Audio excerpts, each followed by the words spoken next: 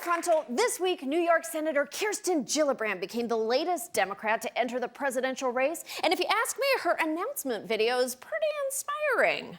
Will Brave win? Well, it hasn't always, and it isn't right now. Brave doesn't spread hate, falsehood, cloud truth, a lot of it's a hoax. build a wall. Children can be separated and sent. That's what fear does. I know that seems a little depressing, but she really smooths it out with her slogan, God is dead.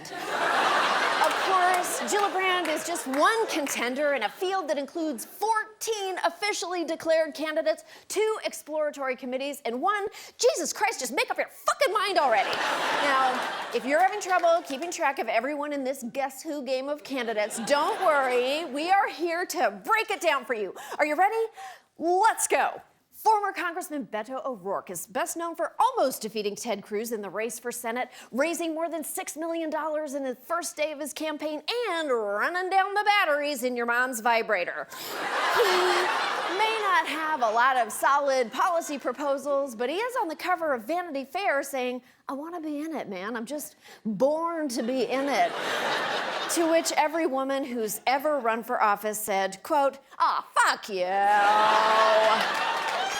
One of those women is Minnesota Senator Amy Klobuchar. Shortly after news circulated that she was considering a run, journalists accused her of being too Minnesota nice, but her former staffers beg to differ. There was a binder that Amy Klobuchar reportedly threw and hit a staffer. The story of a staff member who brought Klobuchar salad to eat on a plane, but actually lost the fork. She pulled a comb. Yes, a comb that you'd put in her hair, from her bag and began eating the salad with it. Then she handed the comb to her staff member with a directive, clean it. One day in the Capitol, she turned to a member of her team and said, I would trade 3 of you for a bottle of water.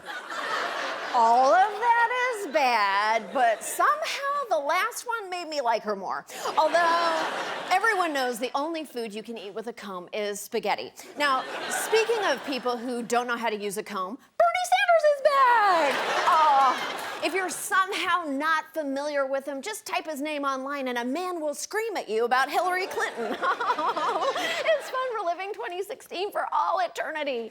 Sanders has been faulted for mishandling sexual harassment in his campaign. Please don't yell at us online. And for the way he discusses race, please don't bomb our mentions. But many of the policies he pushed in 2016, such as single-payer health care and free college tuition, are now mainstream, which is good and also a compliment, so his supporters don't have to murder us in our sleep. Hey, here's a nice guy. It's New Jersey Senator Cory Booker, who's definitely the most Cory of the candidates. What is in a margarita? You can do this. We have faith in you. Oh, well, so a margarita, there's fruit, and there is ice, and there is vodka. Oh, no. Tequila. I'm sorry. I had help from a friend. Somebody yelled out tequila. Cory was 100% the guy who drew the lines himself on his parents' liquor bottles. Booker's connections to Wall Street and big pharmaceutical companies could hurt his chances with progressive voters, as could his trademark Bookeritas. Next up, Senator Elizabeth Warren has spent her career fighting for average Americans, and she's working hard to get her message directly to them. In a crowded Democratic field, Elizabeth Warren is thinking small. I'm in this fight all the way, and it means a lot to me that you're in it with me. Picking up the phone to personally thank donors. I really do appreciate it. Warren surprising this Iowa woman with a phone call from the road. I saw your tweet, and I am delighted you're all on board. Finally, someone who's tapped into what Americans really want, unsolicited phone calls. Now, of all the candidates who are running, Warren has laid out some of the most detailed policies with plans to create affordable child care, stop corruption in Washington, and break up the big tech monopolies, all of which has rocketed her polling up to a resounding 6%. So keep making those calls, Liz. You have got some catching up to do.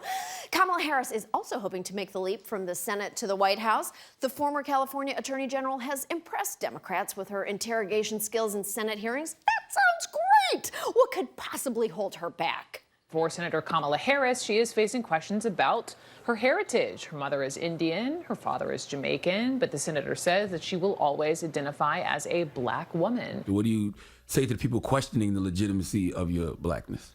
Damn it, Kamala, why can't you just be one thing so your opponents know what to hate you for? Now, another up-and-comer is Pete Buttigieg, the mayor of South Bend, Indiana, who Barack Obama once called the future of the Democratic Party. Now, on the surface, he would seem like a great candidate, but his own husband has revealed something incredibly damning. Pete Buttigieg is a Hufflepuff. Listen, no one wants to be a Hufflepuff.